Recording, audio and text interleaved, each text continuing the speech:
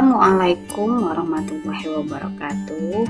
Apa kabar semuanya? Pada kesempatan kali ini kita akan membahas tentang konsep waktu dalam sejarah. Konsep ruang dan waktu. Kehidupan manusia tidak pernah terlepas dalam ruang dan waktu. Segala yang dilakukan manusia tidak dapat dilepaskan dari dimensi ruang dan waktu.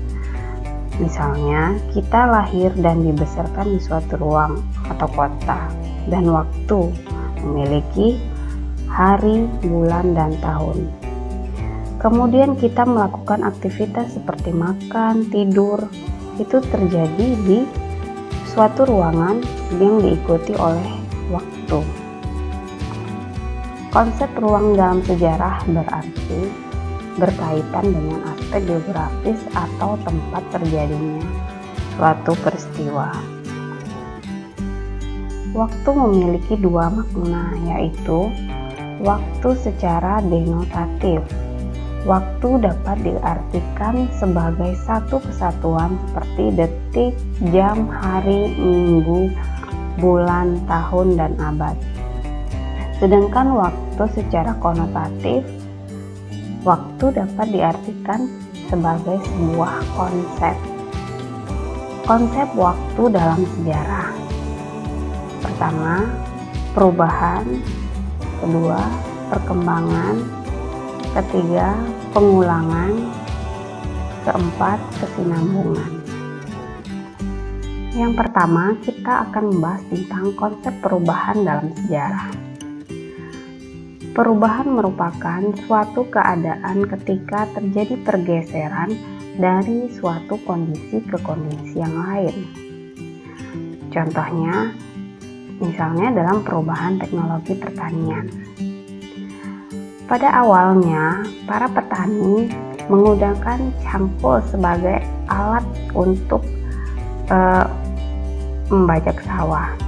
Kemudian seiring berjalannya waktu, akhirnya manusia menemukan cara yang mudah, yaitu mereka menggunakan bantuan kerbau. Karena dengan menggunakan kerbau dapat memudahkan petani dan dalam melakukan pembajakan sawah. Teknologi pun terus berkembang sehingga ditemukannya lah traktor sebagai alat yang dapat memudahkan petani dalam menggarap sawahnya. Yang kedua, konsep perkembangan dalam sejarah. Perkembangan terjadi apabila masyarakat mengalami pergerakan berturut-turut dari satu bentuk ke bentuk lain. Kondisi ini akan menyebabkan masyarakat berkembang, misalnya dari bentuk sederhana ke bentuk yang lebih kompleks. Contoh perkembangan itu kita dapat melihat adalah perkembangan sebuah kota. Sebuah kota akan berkembang lebih dinamis daripada daerah pedesaan. Contohnya, kita dapat memperhatikan gambar berikut ini. Gambar tersebut menunjukkan kondisi sebuah kota yang terletak di tepi sungai pada masa lalu dan pada masa sekarang. Contohnya adalah kota Jambi. Pada masa lalu, kota Jambi merupakan kota yang dilintasi oleh Sungai Batanghari. Hal itu menjadikan kota Jambi menjadi jalur lalu lintas perdagangan pada masa lalu, yang menyebabkan kota ini ramai dengan berbagai aktivitas masyarakat. Hingga saat ini, kota tersebut tumbuh menjadi pusat perdagangan dan jasa. Nah, contohnya dengan dibangunnya sebuah mall di tepi sungai yang menjadikan daerah ini tetap ramai dengan aktivitas masyarakat.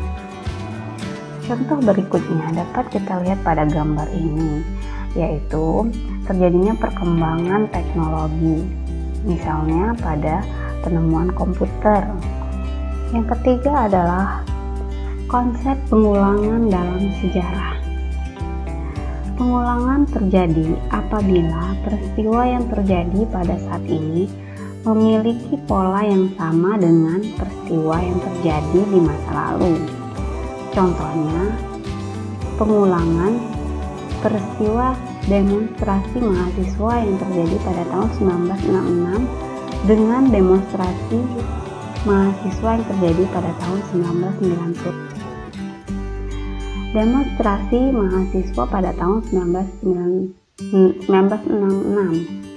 dapat kita lihat pada gambar ini, di mana pada tahun 1966 mahasiswa berdemonstrasi yang mengakibatkan Presiden Soekarno turun dari jabatannya. Kemudian demonstrasi mahasiswa pada tahun 1998 terlihat pada gambar berikut ini, di mana mahasiswa berhasil menduduki gedung MPR RI. Nah, peristiwa demonstrasi mahasiswa pada tahun 1998 ini, peristiwa demonstrasi mahasiswa pun terjadi, di mana mahasiswa berdemo yang berujung pada pengunduran diri Presiden Soeharto sebagai Presiden Republik Indonesia. Yang keempat, konsep kesinambungan dalam sejarah. Peristiwa pada masa lalu tidak pernah terputus dari rangkaian kejadian yang terjadi pada masa kini dan masa yang akan datang. Oleh karena itu, perjalanan sejarah merupakan suatu kontinuitas atau kesinambungan. Hal tersebut terjadi apabila masyarakat mengadopsi lembaga-lembaga atau tradisi yang sudah ada sebelumnya. Misalnya adalah kebijakan pembayaran pajak pada masa sekarang hanya melanjutkan kebijakan yang dilakukan oleh raja-raja atau kerajaan di masa lalu, yaitu berupa penyerahan upeti atau penyerahan wajib yang diberikan rakyat atau suatu daerah kepada pemerintahan. Contohnya, pada zaman kerajaan ada kewajiban membayar upeti, yaitu berupa barang hasil bumi atau emas yang diserahkan kepada raja. Nah, hasil dari upeti ini menjadi pembiayaan bagi negara, misalnya untuk pembiayaan perang, pembiayaan gaji pegawai istana, gaji pekerja istana, dan biaya-biaya keperluan lainnya di istana, atau untuk kebutuhan raja. Contoh berikutnya yaitu pada saat Belanda menginjakkan kakinya di Indonesia, Belanda pun melanjutkan sistem kebijakan berupa pungutan atau upeti yang diterapkan pada masa kerajaan sebelumnya. Penerapan tersebut tentu saja disesuaikan untuk kepentingan kolonial Belanda. Nah, contohnya pada masa pemerintahan VOC dan Denles, VOC pun menerapkan berbagai kebijakan seperti continental cell, Versise, referenti, triangle cell, dan sebagainya. Begitu juga pada masa Denles. Kemudian pada masa pemerintahan Inggris atau Raffles juga tetap mengadakan yang namanya pungutan terhadap rakyat, yaitu berupa sewa tanah atau land rent. Begitu juga pada masa pemerintahan kolonial Belanda, di mana pada pemimpinan Van den Bosch yang menetapkan kebijakan tanam paksa.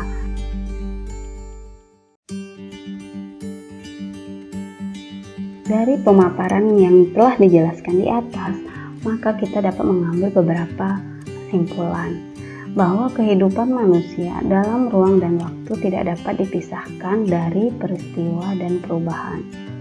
Proses terjadinya peristiwa dan perubahan hanya dapat diamati berdasarkan dimensi ruang dan waktu serta peran manusia sebagai objek atau pelaku sejarah. Peristiwa di masa lalu tidak akan pernah terulang kembali pada masa kini atau masa yang akan datang. Meskipun demikian, pola atau permasalahan suatu peristiwa dapat terjadi berulang. Oleh karena itu, Kejadian pada masa lalu bisa jadi mirip dengan kejadian yang akan terjadi di masa mendatang.